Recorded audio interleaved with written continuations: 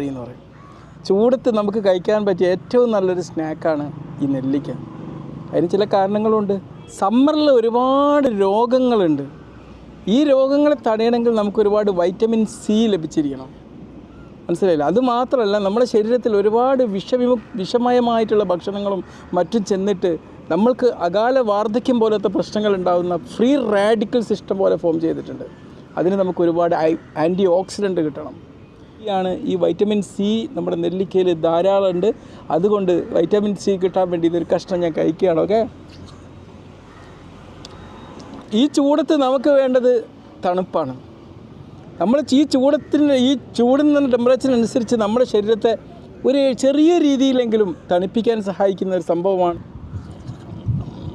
നെല്ലിക്കയിൽ ഇഷ്ടംപോലെ നാരടങ്ങിയിട്ടുണ്ട്. നാരടങ്ങിയാൽ നമുക്കറിയാമല്ലോ എന്തൊക്കെ ഗുണങ്ങളാണ്. നമ്മുടെ ദഹന പ്രക്രിയ അത് സുഖകരമാക്കും.